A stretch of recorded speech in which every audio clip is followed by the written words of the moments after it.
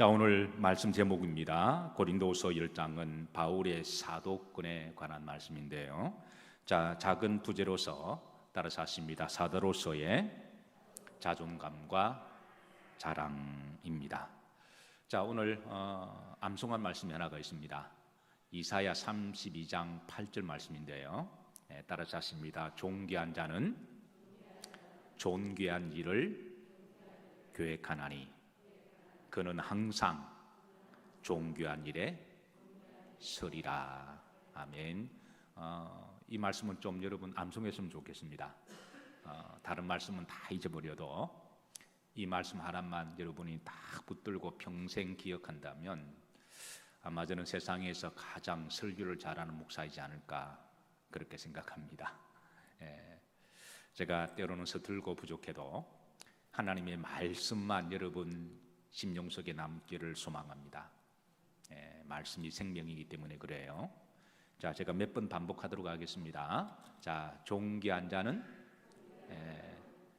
존귀한 일을 마하나니 계획하나니 존귀한 그는 항상 존귀한 일에 말이라 서리라. 자, 존귀라는 말이 몇 번 나오죠? 세 번. 한 절에 이사야 따라서 이사야 32장 6절. 성경을 암송하실 때 여러분 족보도 잘 기억하셔야 돼요. 이사야 32장 6절입니다. 존귀하다. 존귀 몇 번 나온다고요? 세 번입니다. 제가 의도적으로 반복할게요. 그래야 여러분들이 시간이 지나도 이 말씀은 꼭 기억하시니까 그래요. 말씀을 전하다가 시간이 조금 지나면 제가 스탑할 테니까 너무 시간에 또 예민하게 생각하지 마시고. 자, 존귀한 자는 이 존귀한 자는 원문에 보시면 존귀한 성도는 이라고 되어 있습니다. 이게 정확하게 말하면 어떨 때 우리 사람이 존귀해지느냐 하면 하나님 안에 있을 때 존귀해진다는 거예요. 우리가 세상에 보면 참 비천하고 그리고 천박한 사람들이 있습니까? 많습니까? 말이나 행동하는 게 품위를 손상을 넘어서 죄송합니다마는 참 비천하고 비로하고 천박하게 말하고 행동하는 사람들을 점점 많이 볼 때마다 참 마음이 안타깝습니다. 존귀한 따라서 하십니다. 존귀한 성도는 좀 더 정확하게 말하면 그게 자 가로 열고 여러분 이름을 넣어서 한번 합독합니다. 존귀한 김한세는 존귀한 일을 계획하나니 이 계획한다, 이 플랜이라고 하는 말은 이거는 미래 동사로서 생각하다라고 하는 뜻을 담고 있습니다. 그러니까 존귀한 성도는 존귀함을 받을 성도가 되려면 항상 우리가 생각이나 의식도 비천하거나 엄난하지 아니하고 천박하지 아니하고 항상 존귀하게 의식하고 생각하라고 하는 말씀입니다. 자, 존귀한 일을 하나니 계획하나니 그는 따라서 하십니다. 김한세는 혹시 제 이름 하신 분 안 계시죠? 뭐 우리는 천박해도 되니까 목사님만 존귀해야 됩니다. 뭐 이런 의미는 아니죠. 우리는 마음대로 해도 되니까 목사님은 그렇게 하시면 안 됩니다. 우리가 다 존귀한 성도로 부름을 받았습니다. 아멘. 따라서 하십니다. 나는 존귀합니다. 옆 사람 보시면서 당신도 존귀합니다. 자, 우리 다 갑오식기로 존귀합니다. 그는 항상입니다. 그러니까 어떤 일이나 어떤 사건이나 어떤 상황 속에서라도 보통 사람이 절박한 상황에 만나면 변하는 사람이 있을까요? 있습니다. 그때 확 변하는 경우가 많습니다. 그럴 때라도 그는 항상 존귀한 일에 말이라 서리라. 이게 선다, 존귀한 이런 행위를 이야기하죠.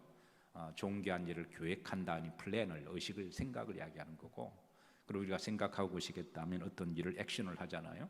그럼 우리가 행동할 때나 어떤 일을 수행할 때도 과정도 존귀해야 한다는 말씀입니다. 자, 처음부터 다시 합니다. 자, 존귀한 자는 존귀한 일을 마하나니 계획하나니 그는 항상, 항상을 좀 기억하십시오. 그러니까 항상 존귀한 일에 쓰리라. 여러분, 이사야 몇 장 몇 절이라고요? 32장 8절입니다. 제가 중간중간에 다시 한번 우리가 또 합독하도록 그렇게 하겠습니다. 거기 말씀을 여러분 꼭 가슴에 새기셔서 여러분 한평생 여정 가운데 여러분 존귀하시고 또 존귀하게 생각하시고 존귀하게 말씀하시고 존귀하게 인간관계 하시고 또 존귀한 일을 하시고 또 주변 사람에게 존귀하게 대접을 받으시기를 주의 이름으로 축복합니다. 성도는 그럴 자격이 있습니다. 자, 오늘 사도 바울의 자존감과 자랑이라고 하는 제목인데요. 사도 바울이 이제 고린도 교회를 방문하는 계획을 짜고 또 이제 방문을 하게 됩니다. 그런데 이 사도 바울이 고린도 교회를 방문한다고 하는 소문이 이미 이제 서신을 통해서 지금 알려주기도 하고요. 나중에 방문하게 되는데요. 고린도 교회 안에 바울을 사도로서 존중해주고 인정해주고 기도하고 또 적극적인 협력자와 동력자가 되어서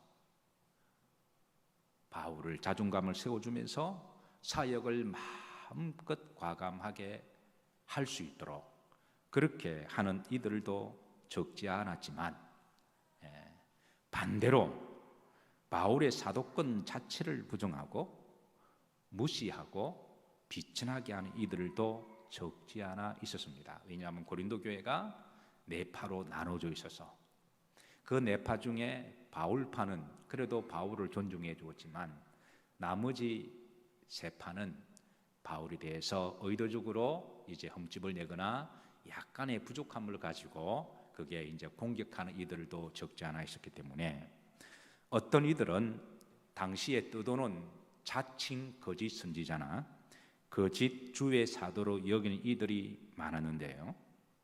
자칭 예수님 당시에 자칭 메시아라고 하는 사람이 한 얼마가 있었을까요? 한 50여 명이 됩니다. 자칭 메시아다. 우리나라는 자칭 하나님이라고 하는 사람도 있어요. 우리나라는 한 40여 명 정도 된다 그러죠. 항상 시대마다 이런 거짓 주의 종이나 선지자들이 있는데요. 그러니까 메시아 말고도 자기가 진짜 선생이고 말씀을 가르치는 선생이고 무슨 계시를 받았는 둥 그리고 어떤 하나님의 계시를 자기가 독점한 것인 것처럼 그렇게 하는 거짓 교사들도 있었고 또 거짓 사도들도 있었고 자칭입니다. 자칭 거짓 선지자들도 있었는데 문제는 고린도 교회 안에 교회를 다닌다고 하는 교인들이 선을 넘어서 바울을 향하여 사도 바울의 사도권을 자칭 거짓 사도라고 말하는 사람들과 같이 비교하면서 같은 게 아니냐라고 그렇게 공격할 때 참 사도 바울이 얼마나 마음이 이 자존감이 상했을까요? 얼마나 마음이 아팠을까요? 사실 목회자는 이게 돈이나 세상의 명예에 대해서 이미 버린 사람들이고 초월한 사람입니다. 이미 주의 종의 길을 가고자 했을 때는 세상 사람들 생각하는 어떤 물질이나 명예라든가 이런 세상적인 성공을 다 버린 사람들이고 유일하게 하나의 어떤 힘이 있다면 주의 종으로서의 정체성을 가지고 하나님의 종으로서의 그렇게 자존감을 가지고 사역하는 게 그게 유일한 목회자의 힘이고 기쁨이고 자랑입니다. 아멘 안 하시나요?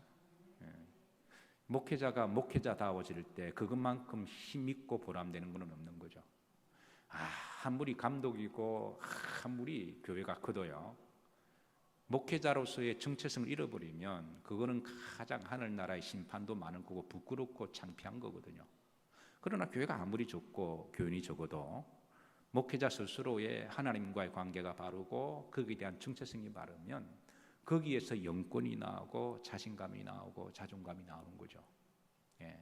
그런데 굳이 성도들이 알아주기를 바라지는 않지만 그런 목회자의 정체성을 성도님들 중에 그런 부분을 존중해주고 함께 동력자가 되어서 말 한마디라도 존중해주고 함께 하나님의 나라를 섬기고 이게 하나님 나라 확장하는 거 목사 혼자 살 수 있는 일이 아니잖아요. 우리가 교회를 빌드업해 나가는데 교회의 아이들도 교회 와서 이제 하나님 말씀을 듣고 구원받아야 되고 인격과 영성과 신체가 건강히 잘 자라기 위해서 선생님도 필요하고 교사도 필요하고 또 찬양대도 필요하고 여러 부서가 필요하잖아요. 그러면 그 모든 일을 목회자가 혼자 할 수 없기 때문에 보통 교회가 건강한 공동체가 되려면 한 100여 가지의 어떤 펑션, 기능들이 다양하게 각자의 자리에 잘 맞물려 갈 때 교회가 건강하게 이렇게 자라는 거죠. 그러면 성도들과 함께 이제 교회를 세워 나가는 게 이제 우리가 성도로서의 사명이고 또 목회의 일이기도 합니다. 그래서 성도들이 이 일을 우리가 하나님 일을 하는 것으로 함께 힘을 보태서 주의 일을 열심히 하면서 또 목회자가 하는 일에 또 하나님 일에 순종하는 믿음으로 잘 따라주고 기쁘게 하면 그게 목회자가 참 신이 나고 그게 힘이 나는 거죠. 예. 그런데 일할 때마다 이렇게 반대를 하고 그러니까 사도권 자체를 부정하고 주의 종의 용권 자체를 부정할 때 이게 얼마나 바울이 고린도 교회에서 설교를 하는데 한쪽에서는 이렇게 막 째려보고 너가 사도냐? 내가 주의 종이냐? 그러니까 바울파 같은 경우는 말씀만 하면 아멘 아멘 그러는데 그러니까 바울파하고 다른 파 양파 쪽파들 있잖아요. 그러니까 이렇게 할 때에 말씀을 탁 전하다가도 딱 보면 힘이 쭉 빠지는 그런 일들을 바울이 경험했다라는 거예요. 그러면서 바울은 자신의 개인이 남들로부터 인정을 받는 그런 차원이 아니라 오늘 이제 본문 말씀에도 나옵니다만은 그리스도의 복음을 진리의 말씀을 전하기 위해서 사도로서의 자존감이 필요하고 그거를 여러분들이 인정해 달라고 부탁하는 게 바로 오늘 이제 본문의 내용에 깔린 말씀입니다. 이건 비단 목회자뿐만 아니라 사람이 살아가면서 자존감이 얼마나 중요한지 모릅니다. 아버지로서의 자존감. 아버지가 돈만 많이 벌어주면 그게 아버지인가요? 자식들인 아내가 돈만 많이 벌어와 그러면 그 아버지를 죽이는 거거든요. 돈을 많이 벌든 적게 벌든 아버지의 자존감을 존중해 줄 때 그건 이제 아버지로서의 기쁨이 있는 거죠. 어머니로서의 자존감은 또 얼마나 또 중요합니까? 자식들이 남편이 아내로서 자식들이 어머니로서 그렇게 자존감을 세워주면 정말 여성들은 또 특별히 자기를 사랑하는 사람을 위해서 목숨까지 바치는 순결의 그런 또 장점들이 있잖아요. 그래서 우리가 사람이 살아가면서 자존감이 얼마나 중요한지 모르는데요. 자, 자존감은 자신이 이 세상을 살아가는 존재 이유와 기쁨과 용기를 줍니다. 때로는 우리가 실수를 하기도 하고요, 잘못을 하기도 하고 넘어지기도 합니다.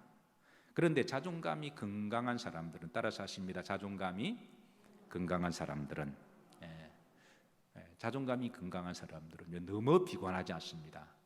비관은 약간 하되 너무 비관하거나 자책을 하되 너무 자기를 자책하거나 죽일 놈 살릴 놈 그러지 아니하고 적당한 선에서 다시 회복한다라는 거예요. 그게 이제 자존감이 건강한 사람들의 특징이죠. 자, 자존감의 사전적 정의는 이렇습니다. 자신이 가치 있는 존재라고 생각하며 자신을 긍정적으로 받아들이는 감정이라고 사전에는 그렇게 정의를 하고 있습니다. 그러니까 자신이 가치 있는 존재라고 생각하고, 그러니까 자신을 어떻게 받아들이는 감정, 긍정적으로 받아들이는 감정을 자존감이라고 이렇게 정의를 하는데요. 이 자존감과 비슷한 표현이 이 자존심이 있습니다. 자존감과 자존심. 여러분 뉘앙스가 한 단어인데요. 이 자존감은 긍정적인 의미로 쓰이고 자존심은 약간 좀 부정적인 의미의 뉘앙스가 있죠. 그래서 이제 자존심의 사전적 정의는 타인이 나를 존중해 주고 받들어 주기를 바라는 심리적 마음이라는 거예요. 그러니까 자존감은 자기 스스로 가지고 있는 건강한 가치 있는 긍정적인 감정이라고 한다면, 자존심은 자기 어떤 생각보다도 남이 나를 어떻게 대하지? 남이 나를 우습게 대하면 기분이 나쁘고, 남이 나를 존중해 주면 내가 큰 사람이 된 것 같고, 그러니까 남에 의해서 자신의 심리 상태가 왔다리 갔다리 하는 게 뭐다? 자존심이라고 정의하고 있어요. 근데 우리들에게는 자존감은 필요하지만 자존심은 우리가 좀 조심하는 게 좋다는 거죠. 저는 우리 믿는 사람들이 자존감은 높고 자존심은 갖다 버리시기를 주의 이름으로 축복합니다. 여러분 자존감이 높은 사람이 많을까요? 자존심이 센 사람이 많을까요? 그럼 각자 알아서 대답하세요. 자, 영어로 자존감을 여러분 잘 알다시피 셀프 이스팀이라고 그렇게 말을 하죠. 이 셀프는 자신, 자기 자신을 말하죠. 이스팀은 가치, 존중이라는 말이죠. 그러니까 영어로 이 자존감도 스스로 나를 가치 있게, 나를 존중하는, 긍정적으로 생각하는 그런 마음이 바로 자존감이다. 그렇게 표현하고 있습니다. 자, 그리고 자존감과 또 비슷한 말이 자신감이라는 게 있습니다. 이 자신감. 여러분 자신감은 좋은 것입니까? 나쁜 것입니까? 그건 좋은 것이죠. 이 자신감은 내 스스로 긍정적인 마음을 가지고 가치 있게 여기고 뭘 할 수 있다고 하는 그런 이 심리적 마음의 상태가 겉으로 행동을 나타날 때, 그게 이제 우리가 자신감이 있다라고 그렇게 말을 하죠. 사랑하는 성도 여러분, 자존감을 가지시고, 아니 이미 자존감이 있으신 분들입니다. 자존감을 가지시고 자신 있게 믿음 생활하시기를 주의 이름으로 축복합니다. 자, 이사야 32장 8절 화면 올리지 마세요. 자, 화면 올리지 마세요. 여러분 자신감이 생기나요? 객기하고 자신감하고 또 구분하셔야 돼요. 따로 자십니다. 존귀한 자는 존귀한 일을 생각하나니, 계획하나니, 의식하나니 그는 항상 존귀한 일에 서리라. 이사야 32장 8절 말씀 족보까지 여러분 기억하세요. 자, 그런데 여러분 제가 질문합니다. 이 세상의 사람들이요, 여러분 자존감이 강한 사람이 많을까요? 약한 사람이 많을까요? 자, 여러분 스스로는 어떻게 생각하십니까? 대답은 하지 마시고 들릴 정도로 자신감 있는 사람 그렇게 하셔도 되는데 굳이 뭐 그렇게 하실 필요는 없습니다. 여러분 스스로는 나는 자존감이 건강하고 강하다, 아니면 나는 자존감이 조금 약하다. 자, 세상 사람들의 자존감이 건강하고 강한 사람이 많다고 하는 분 손 들어보세요. 세상 사람들 중에 자존감이 뭔가 약하고 또 병들이 있다고 생각하는 사람이 많다고 생각하면 손 들어보세요. 여러분들의 마음을 제가 알겠습니다. 근데 세상 사람들은 다 본질적으로 자존감이 약해요.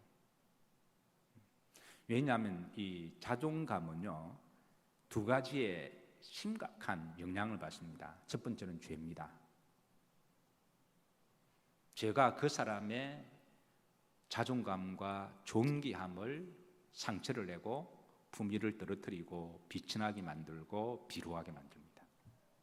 그런데 인간은 태어날 때부터 원죄의 속성을 가지고 태어났기 때문에 스스로 정죄하고 스스로 죄성으로 말미암아 자기를 책망하고 율법적으로 누가 말하지 않았는데도 자기를 자책하는 그런 경향들이, 이게 성경적이라는 거예요.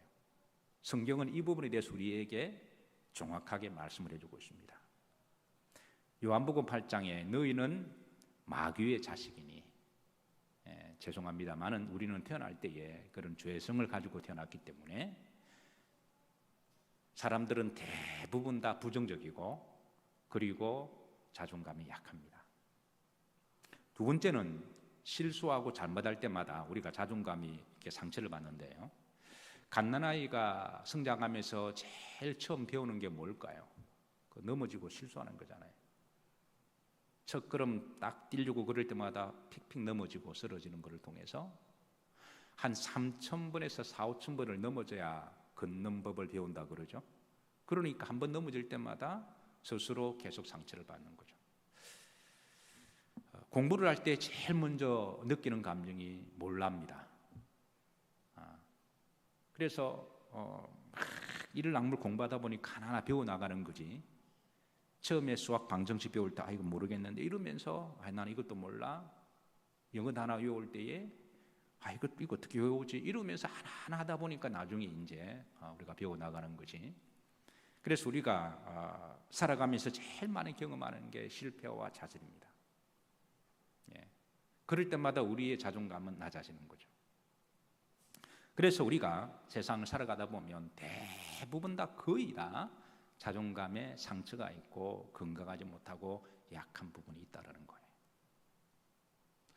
그런데 어떤 사람은 자존감이 약함에도 불구하고 강한 것처럼 그렇게 보일 뿐이지 다 자존감이 약합니다. 그런데 하나님은 예수 그리스도 안에 우리의 자존감을 회복시켜 주십니다. 원래 하나님은 우리를 창조하실 때에 자존감 있게 그렇게 창조를 하시는데 인간이 원죄를 범함으로 말미암아 자존감이 병들었고 자존감에 상처를 입은 거거든요. 근데 원래 하나님이 우리를 만드실 때는 우리를 얼마나 존귀하게 만드신 줄 모릅니다. 그게 창세기 1장 26절, 20절, 28절까지인데요. 자, 하나님이 이르시되 우리의 무엇을 따라? 형상을 따라. 이 하나님의 이 속성을 말씀하십니다. 하나님의 속성, 하나님의 품성. 우리의 모양대로 우리가 뭘 만들고? 사람을 만들고. 그러니까 사람을 만들 때 하나님의 형상으로 참 존귀하게 만드셨거든요. 자, 그러면서 27절에 보시면 다시 하나님이 하나님 형상대로 사람을 창조하셨음을 드러내시고 28절입니다. 그들에게 뭘 주시며 복을 주셔서 생육하고 번성하고 그 다음에 정복하고 그리고 다스리라. 땅에 충만해라. 이거는 하나님이 우리에게 복을 주시고 하나님 형상만큼 참으로 존귀하게 만들었음을 우리에게 알려주세요. 시편 8편 4절 5절입니다. 자, 다 같이 합독하십니다. 사람이 무엇이기에 주께서 그를 생각하시며 인자가 무엇이기에 주께서 그를 돌보시나이까 그를 하나님보다 조금 못하게 하시고 영화와 존귀로 관을 씌우셨나이다.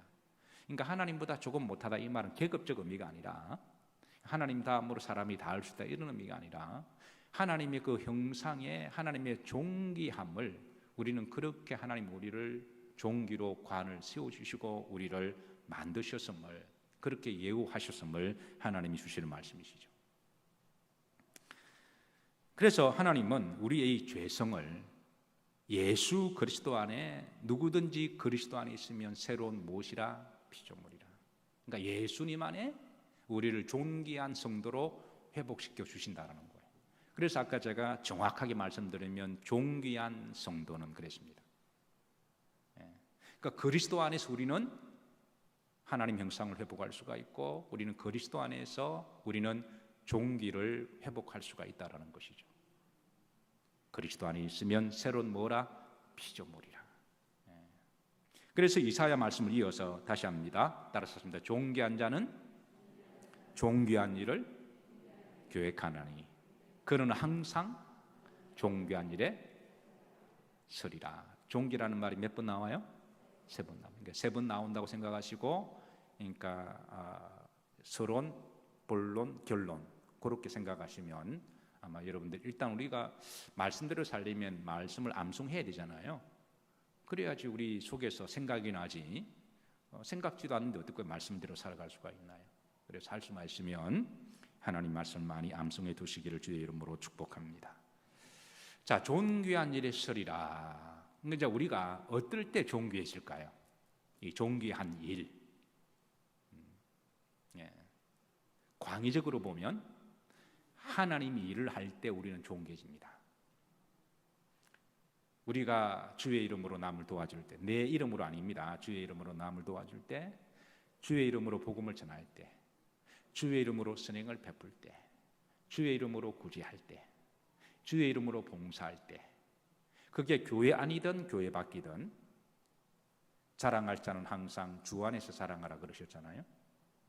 누구 안에서? 주 안에서. 그러니까 예수님의 이름으로. 그러니까 내 이름으로 내 안에가 아니라 주의 이름으로 주님 안에서. 자랑하는 목적이 내 의나 나의 어떤 그걸 드러내기 위함이 아니라 오직 주님을 드러나기 위한. 그러니까 존귀한 일은 광의적으로 보면 주의 이름으로 어떤 일을 할 때 그 사람은 존귀해집니다. 우리가 주의 이름으로 남을 도와주면, 주의 이름으로 남을 구제하면, 세상적으로 보면 뭐 내 돈이 나가는 거고 내가 남을 도와주니까 내 시간과 노력이 나가는 거잖아요. 내가 손해볼지도 왜 해? 그렇게 생각할 수도 있습니다. 그러나 그거는 주의 이름으로 하면 그게 곧 하나님이 나를 존귀하게 해주셔서 나중에는 돈으로 살 수 없는 인간의 가치를 하나님께서 우리에게 축복을 하시고, 또 나중 잠언세 말씀하신 주의 이름으로 우리가 남을 도와주면 그 사람이 언젠가는 하나님의 감동을 통해서 내가 어려울 때 나를 도와주신다는 거예요. 물론 그걸 바라고 우리가 도와주는 건 아니지만, 그리고 가장 중요한 것은 오늘 고린도 후서 10장 맨 마지막 절에 보면 하나님께서 칭찬하는 자가 옳다느니라 그랬거든요. 그러니까 하나님이 우리를 칭찬하시고 하나님이 인정하시고 하나님이 천국에서 상을 주신다라는 겁니다. 그러니까 이게 얼마나 복된 일인가요?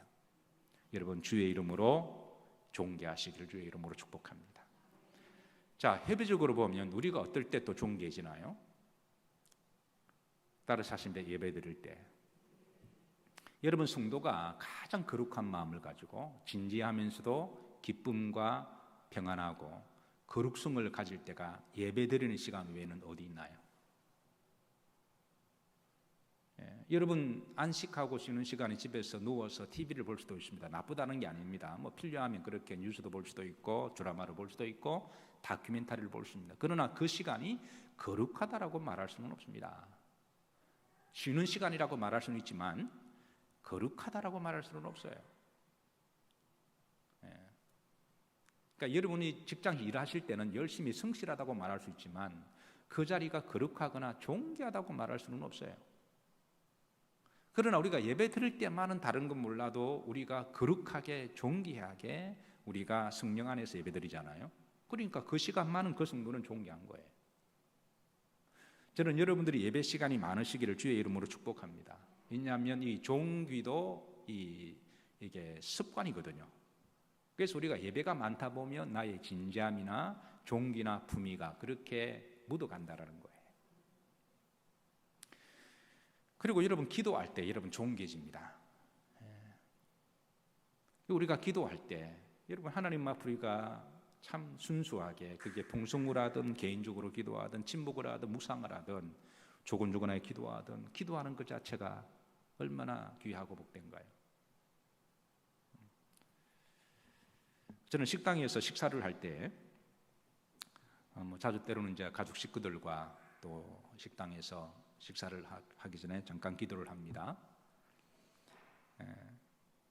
근데 이제 가끔 얼마 전에 이제 제 생일이어서 우리 집사람하고 우리 아이가 또 밥을 한 끼 좀 먹자 그래서 식당에서 밥을 한 끼 먹는데 잠깐 기도를 했는데 저쪽 건너편에 한 중년 되는 한 50대는 부부 네 분이 잠깐 기도를 하시고 식사를 하시더라고요.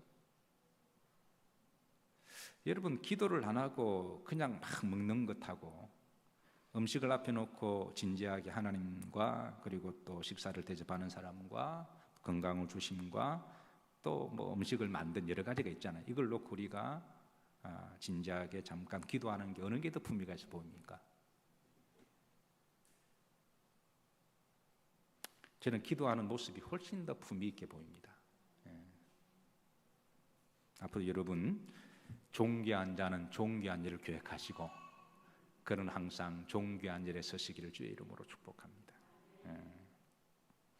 하나님은 우리를 존귀하게 이렇게 자존감 있게 그렇게 만드시고 또 그렇게 우리에게 불러주시는 이유가 있습니다.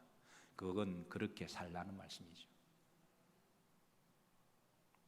주님은 존귀함을 소금으로 비유하시는데요. 마태복음 5장 13절입니다. 5장 13절을 보시면 자, 다 같이 한번 합독합니다. 너희는 세상의 소금이니 소금이 만일 그 맛을 잃으면 무엇으로 짜게 하리요? 후에는 아무 쓸데없어 다만 밖에 버려져 사람에게 밟힐 뿐이니라. 지금 우리가 쓰는 소금은 이제 분쇄해서 정제된 가루 소금을 쓰지만 고대에서는 소금 돌을 소금으로 사용했죠. 그래서 소금을 채취하면 돌덩어리 팔았는데요. 그래서 옛날에는 소금이 참 귀해서 소금을 작은 금이라고 말했잖아요. 로마 시대는 소금을 월급으로 대신 주기도 하고요. 원래 샐러드라고 하는 게 솔트 소금이 들어갈 때 풀에 소금이 들어갈 때 품 있는 음식이라 그랬잖아요. 지금 우리가 이제 샐러드 그러면은 드레싱도 뿌리고 이렇게 뭐 식사 전에 먹지만 로마 시대는 그게 품 있는 사람들만 먹는 그게 일종의 식사하기 전에 미리 나온 음식이었잖아요. 근데 풀 같은 데다가 소금을 약간만 쳐도 그게 이제 품이 있는 그게 샐러드가 되어서 옛날에는 소금이 참 귀했죠. 어쨌든 그 귀하고 사랑받는 이 소금을 이제 간을 낼 때에 돌덩이를 넣어서 국물의 양에 따라 주부들이 넣었다가 적당한 시간에 있다가 빼게 되잖아요. 그러면 이제 그 국물이 짜지잖아요. 그러면 간이 적당히 맞으면 음식이 맛있게 사랑받는 거죠. 그런데 이제 그렇게 넣었다 뺐다 음식을 자꾸 하다 보면 그 돌에 소금기가 다 빠지잖아요. 그럼 이만했던 소금기가 빠져서 결국은 이제 돌덩이만 원래만 딱 요만큼 남습니다. 그럼 그걸 갖다 버리는 거죠.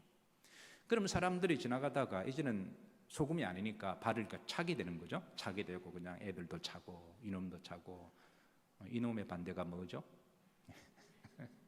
차다 보면 그 돌덩이가 버리워져서 아무 쪽에도 쓸모도 없고 밟힌다. 이걸 미친하게 된다는 이야기라는 거죠.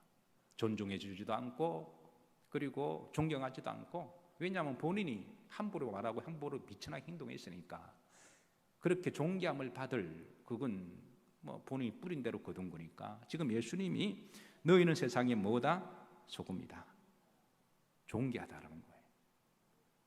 그러니까 존귀한 자는 항상 존귀한 일을 계획하고 존귀한 맛을 내야 주변 사람들에게 존귀하게 대접을 받는 것이 그게 그 사람의 기쁨이고 행복이라고 하는 것이죠. 사도 바울은 그 누구보다도 사도로서 존귀함을 가지고 살았습니다. 그는 한때 가말리엘 문화생으로서 수재 중에 수재였었거든요. 집안도 좋았고 배경도 좋았지만 그러나 그가 주의 종으로 부르심을 받고 난 다음에 이런 세상의 존귀함보다도 주의 종의 존귀함과 비교할 수가 없어서 굳이 비교하자면 그런 세상적인 것들을 다 배설물로 워낙 비교가 안 되니까 하나님의 것과 비교가 안 되니까 배설물로 여기고 사도로서의 존귀함을 붙들고 살았다라는 거예요. 그거를 다 버려도 사도로서의 존귀함 하나 가지고도 능히 기뻐할 수가 있고 능히 힘이 되고 자존감이 되니까. 그러니까 사도로서의 그런 자존감을 존귀함을 가지고 사역을 하고 그 기쁨을 했는데 그런데 12절 보십시다. 우리는 자기를 칭찬하는 어떤 자와 자기를 자기를 칭찬하는 그러니까 자칭 어떤 자는 당시의 거짓 사도들 거짓 주의 종들 그러니까 이런 사람들이 자기가 진짜 사도다 자칭 진짜 성경 교사다. 또 바울이 설교는 좀 말해줘라지만 바이블 스터디는 참 잘했거든요. 하나님 말씀을 참 잘 가르쳤습니다. 그래서 말씀을 가르치는 티칭 사역에 있어서 사도 바울은 탁월한 은사를 가지고 오시는데요. 그런데 거짓 선생들이 많이 돌아다니는데 고린도 교인들 중에 바울을 향하여 그런 자들과 비교를 하니까 바울의 자존감이 얼마나 상처를 받고 힘이 빠졌을까요? 자, 보십시다. 어떤 자와 더불어 감히 짝하며 뭐 할 수 없노라? 비교할 수 없는데 왜 비교하냐는 거예요. 여러분, 제가 목사로서 이해하시고 들으시길 바랍니다. 저는 제가 목회 여정이 그 율법이 되어 것도 아니고 그냥 하나님이 주의 종으로 부르셔서 주의 종길을 하다 보니까 이제 또 뭐 교단은 다 여러분 건강한 교단이면 감리교, 장로교, 침례교 다 똑같습니다. 근데 어느 한 군데 이제 소속되다 보니까 감리교 소속이 되었고, 공부를 하다 보니까 어떻게 하다 보니까 감리교 정통 라인을 쭉 다 거쳤습니다. 그러니까 감리교에서 말하는 정말 정통이라는 그 코스를 쭉 거쳐서 왔는데요. 그래서 한국에서 그렇고 미국에서 공부할 때도 이제 공부하고 미국 UMC의 그 정통을 다 거쳐서, 그래서 뭐 그냥 우스갯소리로 뭐 대단한 거는 아닌데, 그러니까 미국에서 제대로 UMC의 정예 목사가 되면 이제 어깨에 별 달았다라는 말을 그렇게 우리끼리 자존감 있게 이야기를 해요. 뭐 근데 뭐 복음 전하는데 그게 대수겠습니까? 복음만 잘 전하면 되는데. 근데 이제 그런 말은 이제 딴 길로 가지 않고 그냥 한 길로 쭉 갔다라는, 이제 그걸 하면은 보통 한 15년 정도 걸립니다. 보통 그렇게 쭉 코스웍을 쭉 따라가면, 그래서 그 과정 속에 죽기 살기로 열심히 하는 거죠. 근데 가끔 1년, 2년마다 목사가 되었다라고 나타나서 너도 목사, 나도 목사 똑같이 뭐 이렇게 이야기하게 되면 이게 뭔가라고 하는 그런 안타까움이 있다라는 거예요. 이건 이제 우리 목사끼리 하는 말입니다. 지금 바울의 마음이 저는 조금 이해는 될 것 같아요. 이 감히 짝하여 어떻게 비교를 하냐는 거예요. 어떻게 말만 잘한다고 1, 2년 만에 목사 안수 받아서, 어떤 목사님들은 목회 과정 속에 정말 바울처럼 두렵고 떨림으로 열심으로 시간을 쪼개어가면서 성실과 두렵고 떨림으로 경건하면서 주의 종으로 다듬어간 주의 종이 있기도 하지만, 어떤 사람은 그냥 설렁설렁 놀아가면서 뭐 그렇게 또 목사가 된 사람도 있지 않겠습니까? 근데 겉으로 타이틀은 다 같은 목사니까 너나 나나 똑같다 이렇게 이야기를 하면, 이게 이제 바울이 생각할 때는 이게 너무 자존심이 상한 거예요. 자존감이. 어떻게 감히 비교할 수 없노라.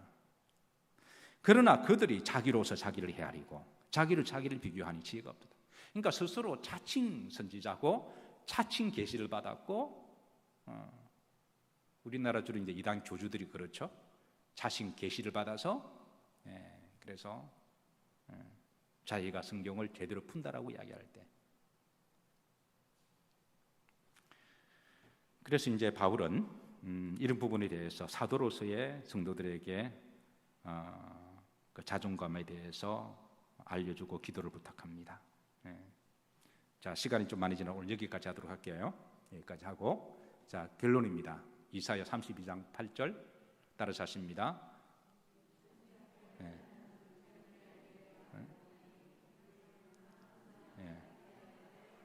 뭐 웅울웅울 거리기는 한데 또 마스크도 꼈겠다. 뭐 누가 말하나 알 수도 없겠다. 자, 시작 따라합니다. 존귀한 자는 존귀한 일을 계획하나니 그는 항상 존귀한 일에 서리라.